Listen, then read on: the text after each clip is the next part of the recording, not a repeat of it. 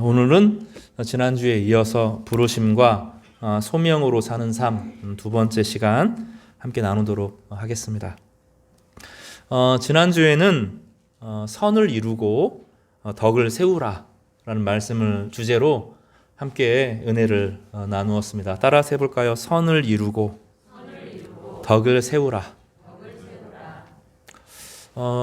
우리는 지금 시대는 좀 그렇지 않지만 최근 역사 가운데 한 100년 전까지 거의 그럴 겁니다. 모든 사람들은 하나님을 믿지 않는 사람도 하늘의 존재는 믿었고 자기가 죽고 나면 심판을 받을 것을 알았어요. 지금은 이제 그런 생각을 안 하는 사람도 많이 있습니다. 성경은 또 다른 모든 종교도 마찬가지인데 이 땅에 살면서 자기가 살았던 모든 삶에 대해서 책임을 져야 된다. 그래서 죽는데 악하게 모든 살았던 사람과 선을 행하고 산 사람의 평가는 다르게 나타난다 하는 상식 위에 살았어요. 우리나라는 유교를 통해서 불교를 통해서 또 심지어 무속 종교도 그 정도는 알았습니다. 지금은 이 지식이 사라지고 있죠. 이거 되게 위험한 시기이고 사실은 불행한 시기에 살아갑니다. 그래서 사람들 마음 가운데 하나님을 두려워하는 것이 사라졌습니다. 유대교는 상황이 좀 달랐는데 유대인들은 그 당시 예수님 당시 유대인들은 명확하게 알았어요. 최소한의 그것은 내가 인생을 살아가는 데 있어서 나의 인생의 책임을 내가 스스로 져야 된다. 그리고 하나님의 규칙과 말씀과 하나님의 법을 떠나서 살았던 모든 것에 대해서 하나님이 진노하시고 계신다 하는 것은 유대인들이 상식으로 경험했던 것입니다. 그러나 바리새인들의 신앙을 거치면서 사람들이 하나님이 사랑이라고 하는 존재를 잃어버리고 하나님이 무슨 짜증되는 늙은 노인네처럼 사사건건 간섭하면서 혼내고 재앙을 가져오는 그런 분으로 만들었어요. 그래서 인생을 사는 것이 재밌는 것이 아니라 하나님의 사랑 가운데 행복한 것이 아니라 그 하나하나 행동 하나가 이렇게 하면 하나님이 벌하실까? 저렇게 하면 하나님께서 벌하실까? 그 두려움과 공포 가운데 살았다는 것입니다. 특별히 바리새인들은 어느 정도였을까요? 농사를 지었어요. 깨를 한 마리만큼 얻었습니다. 그곳에 10분의 1에 11조를 안 하면 하나님께서 나를 저주하실 텐데 무게로 달아보는 이런 인생을 살았습니다. 어떤 것이 사라졌습니까? 하나님의 자비하심, 하나님의 의로우심, 하나님이 우리를 얼마나 풍성하게 아끼시는지에 대한 그 감각이 사라지고 이 땅을 살아가는 동안에 하나님께서 베풀어 주신 그 풍성한 은혜와 사랑을 하나도 누리지 못하고 사는 거죠. 그런데 예수께서 십자가에서 죽으시고 로마서에 있는 것처럼 자기의 사랑을 확증하여 주셨습니다. 로마서에서 말하기는 선인을 위해서 의인을 위해서 죽는 자가 드물고 있다고 해도 아주 소수지만 우리는 죄인된 우리를 위해서 하나님께서 자신의 아들을 주셔서 하나님의 사랑을 확증하셨다. 그렇게 말씀하셨어요. 그래서 우리 예수님 안에서 어떤 일이 벌어집니까? 예수님의 은혜를 경험하면 내가 진짜로 하나님의 사랑을 받는다는 것을 알게 됩니다. 그리고 이 하나님의 사랑이 내 안에 막 흘러 들어오는데 마음에 기쁨이 넘치게 되고 감사가 회복되어지는 것입니다. 하나님과 가까이 가면 가까이 갈수록 어떤 일이 생깁니까? 하나님의 사랑이 정말로 세밀하게 느껴집니다. 때때로 정말로 삶이 너무 위기가 가득한데 하나님의 사랑이 우리 가운데 충만하게 부어지면 세상이 재밌고 세상이 즐겁고 어떠한 어려움과 고난도 괜찮고 뛰어넘을 수 있는 엄청난 힘이 우리 가운데 막 부어지는 그런 은혜가 있는 것입니다. 이것을 뭐라고 부르냐면 하나님의 선이라고 부릅니다. 선. 따라서 볼까요? 선. 하나님께서 우리에게 선대하시는구나. 그리고 그것을 기초로 해서 내가 되지 않는 나를 그동안 하지 못했던 작은 사랑을 다른 사람에게 보여줍니다. 그때는 막 각오해야 돼요. 결단해야 됩니다. 내가 이 사람에게 전화를 해도 될까? 막 각오해야 됩니다. 내가 교회 한번 나와서 우리 이웃을 위해서 한번 기도해 볼까? 맨날 기도해도 두려워서 기도하고 겨우 가족을 위해서 기도했던 내가 어느 날 우리 성도들을 위해서 간절한 마음으로 기도하는데 집에서 기도가 안 되니까 내가 교회에 한번 와가지고 교회에서 기도를 합니다. 이거 쉽지가 않습니다. 그런데 애써 마음을 가지고 이제 선을 행하는 거죠. 교회 보니까 좀 어지러워진 게 있는 거죠. 어지러져 있는 것들도 정리하고, 뭐 이게 수학가루가 막 날려 있는 것들이 보니까 그거 한번 싹 쓸어내기도 하고, 그러고 나면 기쁨이 막 밀려옵니다. 안 그런가요? 누군가 또 그러신 것 같더라고요. 근데 또 집에 돌아와서 다시 한번 교회 가려고 하니까 어떻죠? 걱정스럽죠. 수요일을 한번 예배 드리려고 하니까 걱정스러워요. 그러다가 성도들과 교제하고 찬양하고 성경을 읽을 때 또다시 좁은 마음이 생겨요. 그래서 아는 집사님에게 전화를 합니다. 우리 차 한잔 마실까요? 전화를 하는 거죠. 대화를 하고 그러다 보니까 뭐 나는 가만히 있었는데 그분이 막 자기 이야기를 막 털어놓는 거죠. 그리고 털어놓고 나면서 나는 아무것도 안 했는데 돌아가면서 뭐라고 하죠? 내 마음의 상처가 치료됐다고 하는 거죠. 마음이 막 기쁨이 충만해요. 집에 오니까 또 걱정스러워요. 수요일 날 예배를 갈까 말까 그럼 한 주도 빼먹기도 합니다. 그러다가 또 걱정스러운데 성경 읽기 한번 가볼까 해서 성경 읽기 하는데 또 하다 보니까 뭐 마음이 기뻐지는 거죠. 그래서 하나님의 은혜를 알지만 내 인생에 선을 행하는 요 단계까지 시간이 걸립니다. 내가 많이 열심히 하지 않아도 하나님이 나를 사랑하신다는 것을 알기 때문에 막 그동안엔 안 하면 막 혼나니까 교회 안 나오면 막 혼나고 예배 시간에 왜 오는 거죠? 혼나기 위해서 오죠. 그거밖에 못 살았습니까? 하면 막 혼이 막 나지만 한편으로 혼나면서도 내가 그렇게 살면 안 되지 하는 그 짜릿함 가운데 길들여집니다. 이제 이러면 문제가 되는데 신앙이 아니라 가스라이팅 신앙이 되는 거예요. 그래서 막 혼내야 정신을 차리는, 그리고 뭔가 막 카타르시스가 느껴지는, 이게 좋은 신앙이 사실은 아닙니다. 근데 이런 신앙을 겪다가 좀 게을러도 된다는 것을 알아요. 그러고 나니까 어떤 일이 생기죠? 걱정스러움이 누리 안에 들어오죠. 근데 어떤 일이 벌어져요? 한 번, 두 번 해보니까 몸에 익숙해져요. 수요일 날 오는 게 익숙해집니다. 성도들과 만나는 게 익숙해집니다. 밥 한 번 사는 것이 그렇게 어렵지 않아요. 청소하는 것이 몸에 배입니다. 그래서 함께 어우러져서 무엇을 하는 거죠? 선의 근육이 생겨요. 하나님의 사랑을 더 많이 느끼게 됩니다. 예전에는 꽃 한 송이 보면 그냥 지나치셨는데 이제는 하나하나 막 오늘 색깔이 어떻지 하고 색깔의 변화를 감지하고 누리고 갖고 나가고 이 꽃 이름이 뭐지? 궁금해보고, 그리고 보면 내가 온 세상에 하나님의 아름다움에 가득한 곳에 내가 하나님의 정원에 있다는 것을 알게 돼요. 어떤 일이 벌어집니까? 옛날에는 나무에 가을에 낙엽 하나가 탁 떨어지는 거 보면 마음이 막 그렇게 서글프고 내 인생이 막 꺾이는 것 같고 내 인생만 힘든 것이 아니라 저 나무에 흔들리는 인생을 보니까 내 인생 같고 우울함이 막 미어 들어오고 막 이러는데 어떤 느낌이 들어요? 하나님의 정원에 하나님께서 제도 때를 따라서 돌보시는구나, 이것을 알게 되죠. 이제 섭리를 알게 되는데 겨울을 거쳐야 어떤 나무는 꽃이 피는구나, 겨울을 거치지 않으면 열매를 맺지 못하는 나무들이 많다는 걸 압니다. 그래서 그 모든 것이 고난으로 여기는 것이 아니라 하나님의 섭리로 받아집니다. 이것을 뭐라고 불러요? 덕이라고 부릅니다. 그래서 의무적인 신앙, 두려움의 신앙, 무서움의 신앙, 저주의 신앙, 가스라이팅 신앙을 벗어나고 나서 그 다음에 이 선을 경험한 하나님의 선대함을 경험하면서도 불구하고 게으른 순간, 약간 느슨한 신앙, 이런 단계, 뭐라고 부르죠? 걱정스러운 이 단계를 겪는 거예요. 이게 꼭 나쁜 게 아닙니다. 그러다가 작은 선을 하나씩 행하게 되는데 그러다가 그것이 익숙해져서 별로 어렵지 않아져요. 늘 자연과 함께 있고 하나님의 섭리 가운데 그 모든 것들을 누리는 것이 이제 조금씩 다가오게 되고 나의 모든 인생을 고난의 인생으로 받아들이는 것이 아니라 하나님을 알아가는, 하나님의 사랑을 배워가는 인생을 시작하게 되는 거죠. 성도 여러분, 이런 덕의 신앙을 함께 누리시는 우리 귀한 성도님 되시기를 주님의 이름으로 축복합니다. 오늘 본문은 우리가 이야기 15장에 있는 이야기를 15장 14절 한 절을 본 거죠. 지난주에 내 형제들아 너희가 스스로 선함이 가득하고, 여기서 자발적으로 선함을 행하는데 자발적으로 선함이 가득한 상태, 이걸 덕이라고 부르는데 이것을 15장 앞에 이렇게 표현하고 있어요.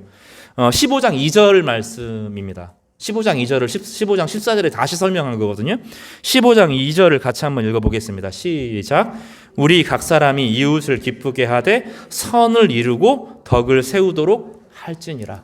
그래서 내 인생에 선함이 가득해지는 것, 내가 한번 행했던 선함이 억지로 하는 것이 아니라 두려움과 저주와 가스라이팅과 괴로움의 신앙에서 벗어나서 하나님의 사랑이 내 안에 충만해서 하나씩 선을 행했는데 그것이 내 안에 충만해지는 상태를 15장 14절에서는 선함이 가득하게 되었다 이렇게 설명을 하는 거죠.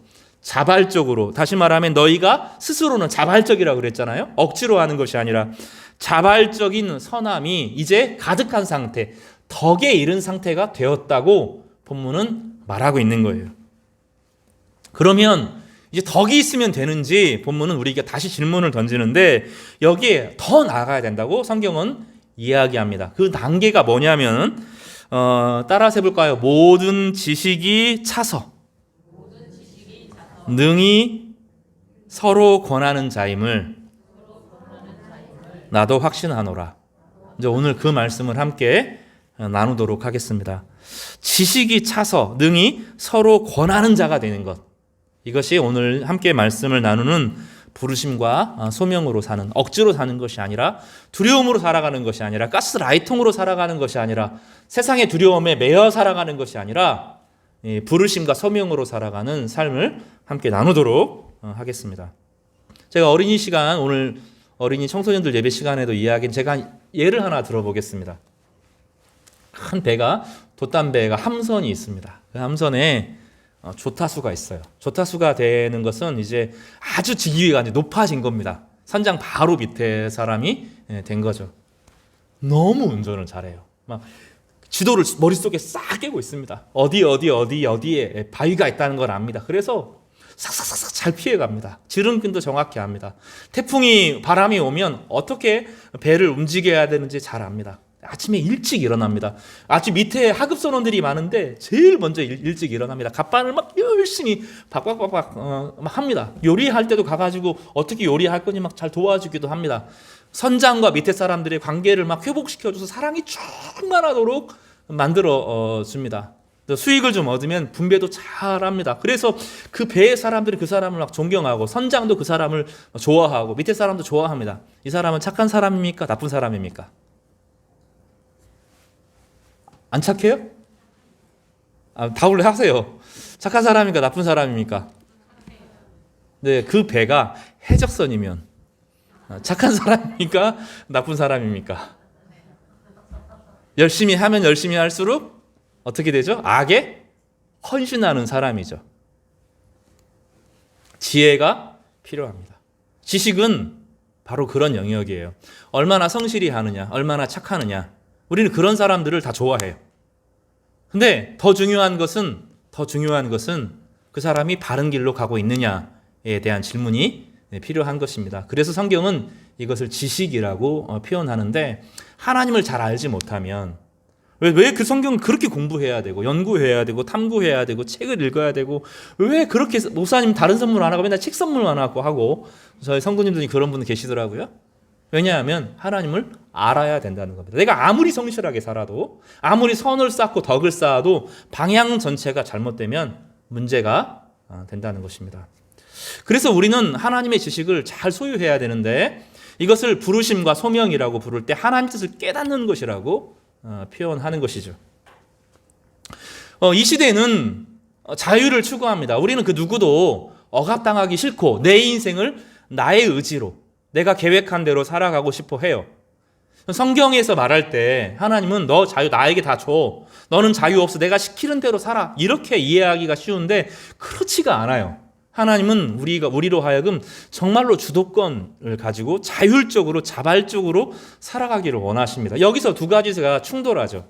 하나님 뜻에 순종하는 것과 내 인생의 자유가 어떻게 연합되느냐 하는 질문이 근원적으로 던져집니다. 우리가 만약에 하나님 뜻에 순종하게 되면 내 인생을 잃어버리는 것 아닌가?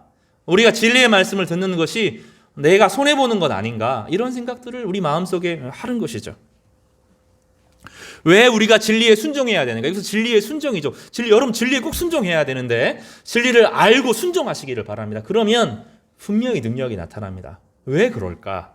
오늘 그 얘기를 조금 쉬운 버전으로 함께 좀 말씀을 나누도록 하겠습니다. 제일 처음에 도레미파 솔라시도를 배우지만 그거보다 더 먼저 배우는 게 하나 있죠. 그때 조율하는 것을 배웠어요. 조율. 그래서 이게 미라, 레, 솔, 시, 미로 조율을 한다. 기타 하나는 단음에 해당된다. 요걸 이제 그때 배웠습니다. 외웠어요. 제가 연주를 하나 해보겠습니다. 지금 이 미, 라의 음이 틀어졌거든요. 그럼 뭔가 좀 안 맞죠, 음악이. 제가 여기서 막 연주를 합니다.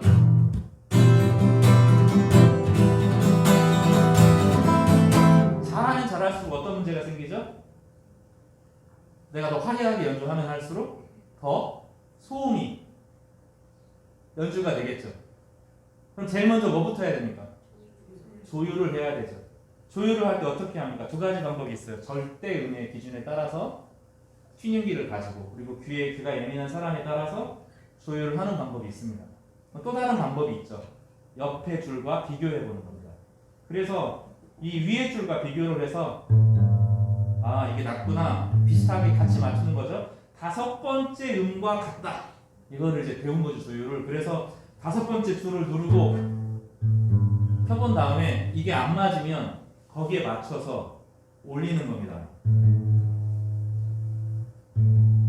이제 맞았어요. 그럼 어떻게 되죠? 이제 조율이 되면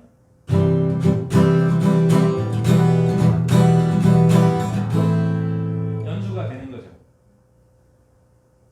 우리가 생각하는 자유는 내 마음대로 하는, 내가 내 뜻대로 하는 것을 자유라고 생각합니다.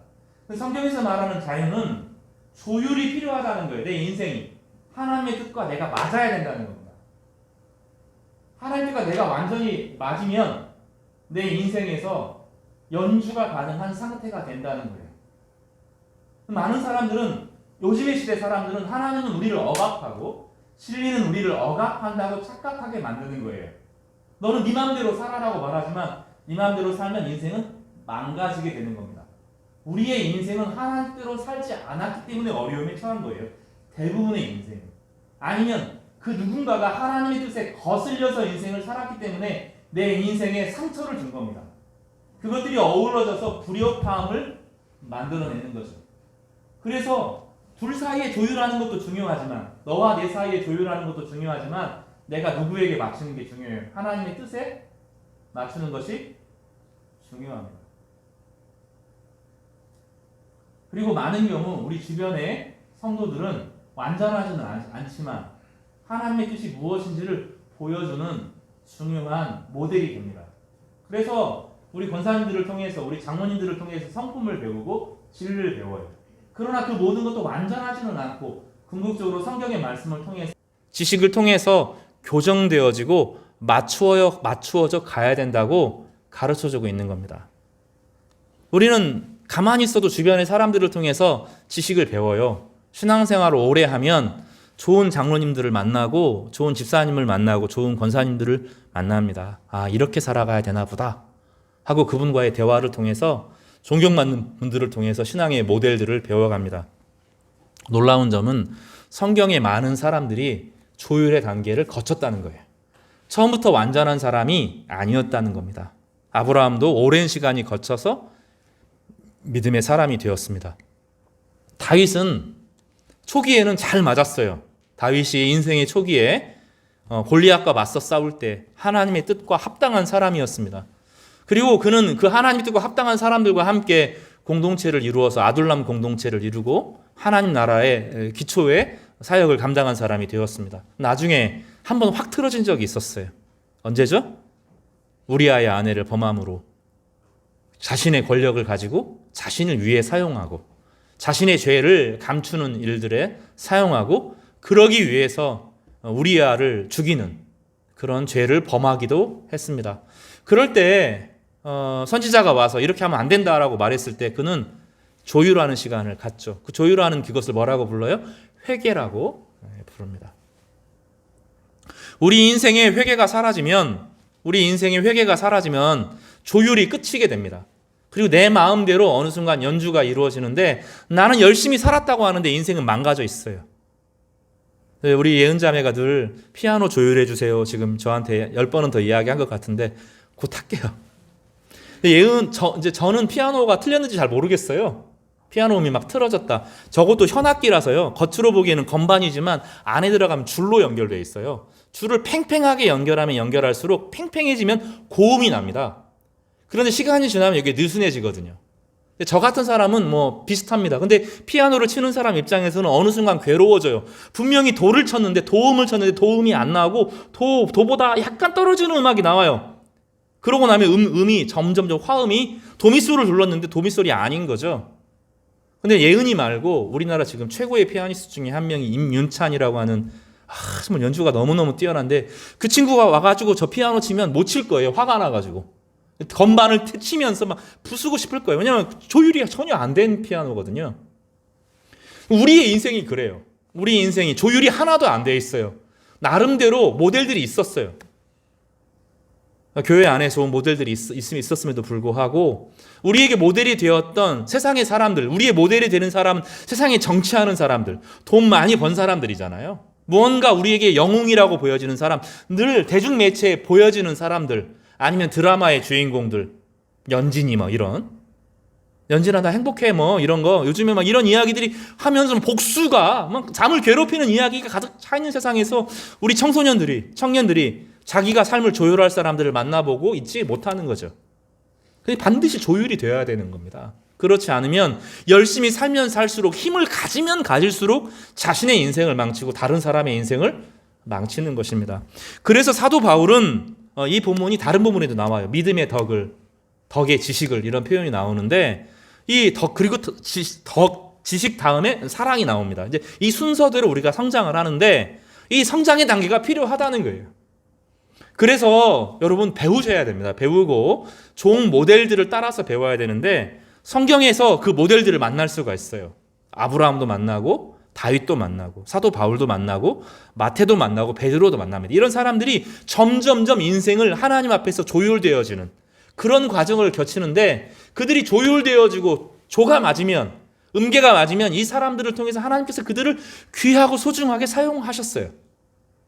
조율되면 연주를 합니다. 하나님께서 이 사람이 조율되어서 하나님 뜻에 합당하게 사용되기를 원한다라고 자신의 욕망을 내려놓고 하나님 뜻에 나아가면 하나님 그것을 만져주시는데 이 사람은 열매를 많이 맺는 거죠. 구약 성도의 구약과 신약에 있는 그 믿음의 사람들은 항상 이 조율의 단계를 반드시 겪었고 조율된 사람들은 정말로 의미 있고 가치 있는 인생을 살았고 그들 자신도 남보기가 아니라 그들 자신도 내 인생 정말로 의미 있고 가치 있게 살았다.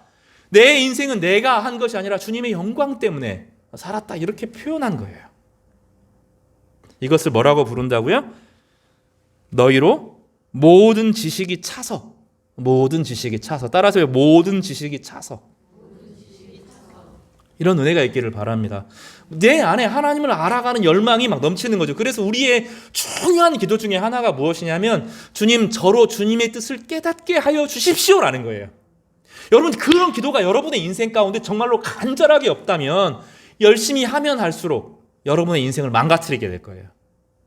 힘이 생기면 생길수록 우리의 인생을 망치게 되는 걸 겁니다. 우리는 지치기 때문에 하나님의 은혜로 나아가죠. 주님께서 치료해 주신다고요. 근데 그 치료한 은혜로 뭐 하죠? 또 죄 짓는다고요. 이게 우리에게 놀라운 일이죠. 주님께서도 그런 비유를 말씀하셨는데 비가 내렸어요. 근데 어떤 나무는 열매를 맺어요. 어떤 나무는 독을 맺어요. 하나님이 우리에게 은혜를 주시는데 그 은혜가 이 덕으로 선과 덕과 지식으로 맞춰지지 않으면 그 인생으로 자기도 망치고 타인도 망치는 인생을 살아간다는 거예요. 그래서 반드시 교정의 작업, 조를 마치고 조율하는 작업이 우리 인생에서 꼭 필요한 것입니다. 그래서 하나님 내 인생이 왜 이렇게 안 풀립니까? 라고 말하면 다시 돌아가 봐야 돼요. 하나님 나로 하여금 주님의 뜻을 깨닫게 하여 주십시오. 이 기도가 선행되어야 되는 겁니다. 하나님 주님의 뜻을 알게 하여 주십시오. 주님을 보여주십시오. 주님을 배우기를 원합니다. 라고 하는 간절한 기도가 우리 가운데 간절히 먼저 회복되기를 주님의 이름으로 축복합니다. 너무너무 중요한 거예요. 너무너무. 조율해야 됩니다. 성경을 계속 읽어야 돼요. 혼자 읽지 말고 같이 읽어 나가야 됩니다. 그러면 성령께서 깨닫게 해주시고 가르쳐 주십니다. 저희 교회는 새벽마다 매일 성경을 강의를 하거든요.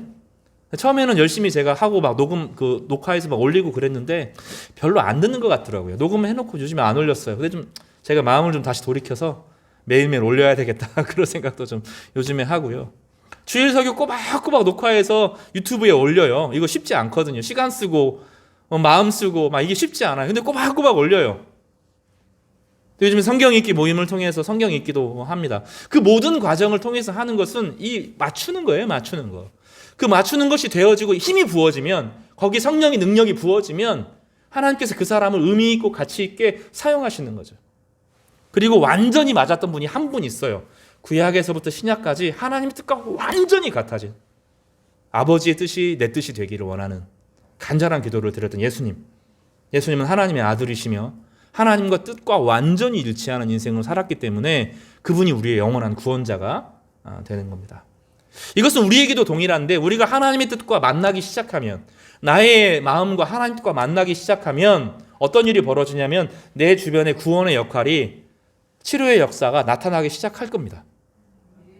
여러분, 그렇게 될 겁니다. 그러니까 내가 간절히 기도하고 이걸 치료해 주십시오, 역사해 주십시오라고 기도하기 전에 하나님의 은혜가 내 안에 흘러 들어와서 하나님 뜻을 알고 하나님 뜻이 내 안에 해석되어지고 하나님과 내 마음이 같아지기 시작하면, 그러면 주변에 서서히 변화가 일어나는데, 여러분, 아내와 남편이 안 싸우게 덜 싸워요. 어느 순간 좋아지기 시작합니다. 자녀들과 조금 기뻐져요. 같이 있는 게 좋아지기 시작합니다. 자기 자신 안에 행복이 시작되어져요. 좀 좋아져요. 교만한 것이 아니라 내 마음 가운데 기쁨이 생깁니다. 그리고 어느 순간 기도가 응답되어지는 역사가 나타나게 될 줄로 믿습니다. 저희 교회가 지금 그 길을 가는 거예요. 선함과 구원의 자유와 이제 덕과 믿음의 하나님 뜻을 알기를 바라는, 그래서 우리의 기도가 하나님을 향하여 막 열망하는 거죠. 이 갈망이 필요해요. 갈망이 필요하다고요. 이것을 시편에서는 이렇게 표현하고 있죠. 시편 42편 1절에 보면 이렇게 표현하죠. 하나님이여, 사슴이 시냇물을 찾기에 갈급함 같이 내 영혼이 주를 찾기에 갈망하나이다. 갈망이 필요한 겁니다. 하나님 뜻을 알기를 원하는 갈망. 사슴이 물을 먹지 못하면, 가뭄 가운데 물을 먹지 못해서 막 꺽꺽꺽하면 죽어가기 직전에 물 한 모금만 먹으면 좋겠다고. 이게 사슴의 갈급함인데, 목마른 사슴이 하나님의 말씀을 알기를 원하는 갈망함, 하나님 자신을 만나기 원하는 사모함이 이 시편 42편에 표현되어 있는데, 이게 다윗의 중요한 시 중에 하나입니다. 그러니까 그 하나님을 알기에 그 깊은 갈망, 우리 가운데 그게 있어야 돼요. 그것은 하나님이 주시는 성령의 사모함을 통해서 이루어지게 되는데, 그 성령을 초대해야 됩니다. 하나님의 말씀을 읽을 때마다 주의 성령이 내 안에 임하고, 지금 하나님 뜻을 잘 알고 싶다고 말하지만 더 깊이 찾아가기를 원하는, 하나님의 마음이 내 마음에 이해되고, 그리하여 내 마음이 하나님께 갈망되기를, 그 연결되어지는 그런 은혜가 있기를 바랍니다.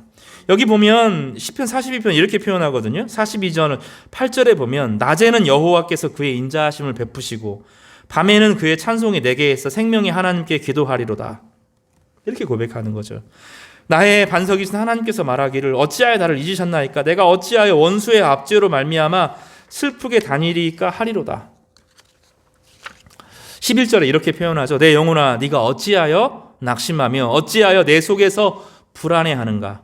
너는 하나님께 소망을 두라. 나는 그가 나타나 도우심으로 말미암아 내 하나님을 여전히 찬송하리로다. 이 하나님의 뜻을 정말로 간절히 갈구하고 하나님을 깊이 알기를 갈망할 때, 이 마음 가운데 정말 죽을 수밖에 없는 위기거든요. 낙심할 수밖에 없는 절망이고, 마음 막 불안해 미치겠는데, 내 마음 가운데 하나님의 위로가 막 샘솟디 막 솟아 넘치는 거예요. 그래서 뭐라고 말하죠? 그가 나타나 도우심으로 말미암아 내 하나님을 여전히 찬송하리로다. 불안이 두려워서 찬송으로 바뀌는 놀라운 은혜가 회복된 것이죠. 그래서 사도 바울은 선이 가득한 것을 넘어서서 이제 지식이 가득하기를 바랍니다. 채우고 채워주는 것. 내가 하나님의 내 구멍, 이게 있잖아요. 깨진 동아리에 물을 부어요. 그럼 빠져나가는 속도보다 더 많이 부으면 되겠죠? 그러면 채워질 겁니다. 더 좋은 건 뭐죠? 물에 던지는 거죠, 항아리를. 그러면 물이 꽉 차잖아요. 그래서 이것을 요한복음에서는 15장에서 뭐라고 표현하냐면 가지와 나무로 비유해요. 네가 내 안에 내가 너 안에 있으면 이 사람은 과실을 맺나니 나를 떠나서는 너희가 아무것도 할 수 없음이라 이렇게 표현하는 것입니다. 그리고 그렇게 지식이 있는 사람들끼리 어떻게 됩니까? 여기 마지막 15장 후절에 보면 15장 14절을 볼까요? 다시 한번 전체를 한번 읽어보겠습니다. 1절에 14절 처음부터요. 시작. 내 형제들아 너희가 스스로 선함이 가득하고 모든 지식이 차서 능히 서로 권하는 자임을 나도 확신하노라. 그래서 하나님의 은혜로 충만한 사람들이 서로가 서로에게 기준이 되어져요. 그래서 내가 좀 틀어져도 그 사람을 통해서 나를 맞추고 나를 통해서 그 사람이 맞추어 가고 그래서 언젠가 줄 6개, 7개가 쫙 조율이 되면서 하나님이 얼마든지 쓸 때 멋진 연주, 아름다운 연주를 시작할 수 있도록 도와주는 단계를 15장 14절에서 마치 음악처럼 사도 바울은 우리에게 가르쳐주고 납니다. 이제 그리고 나면 사도 바울 하나를 더 이야기하는데 이제 다음 주부터 그 다음에 무엇을 해야 되는지 하나님께서 우리를 통해서 어떤 일을 이루실 것인지를 이제 15장 14절 이후로 우리에게 가르쳐 주는 겁니다. 그래서 선함과 덕과 지식이 가득 찬 공동체를 통해서 하나님께서 어떤 위대한 일을 이루실 것인지 사도 바울은 계획하고 기대하고 소명을 따라서 우리에게 말하여 주는 거죠. 성도 여러분, 우리 어린 아이들에게 자유 좋죠.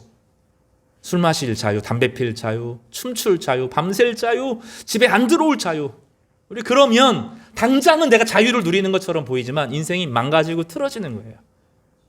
그러나 오늘 좀 더뎌 보여도 하나님 말씀이 무엇인지를 하나씩 배워가기 시작하면 어느 순간 내 안에 하나님이 충만해지는데 무엇이 하나님이 기뻐하시는지 배우게 됩니다. 그리고 정말 어느 순간 내 안에 세상이 주지 못하는 하나님의 기쁨이 내 안에 막 흘러 들어올 거예요. 치료가 나타나고 회복이 나타나고 기쁨이 넘치는데 세상이 시시해지고 진짜 하나님이 주시는 아름다움을 경험하게 되는데 그때 진짜 좋은 친구들도 그때 만나게 되고요. 그때 삶의 소명도 발견하게 되고요. 인생의 목적도 발견하게 되고요. 진짜 즐거움도 발견하게 되는 것입니다. 성도 여러분, 우리가 그 길을 함께 걸어갔으면 좋겠어요. 저희 교회 성도들이 서로가 서로를 조율해주고 서로가 서로에게 기쁨이 되어지고 소망이 되어주기를 바랍니다. 그럴 때 하나님께서 우리를 통해 정말로 복되고 의미 있는 그런 멋진 인생들을 여러분 개개인의 가정들에게도 부어주실 것입니다. 이 은혜가 우리 모두에게 충만하게 임하기를 주님의 이름으로 축복합니다.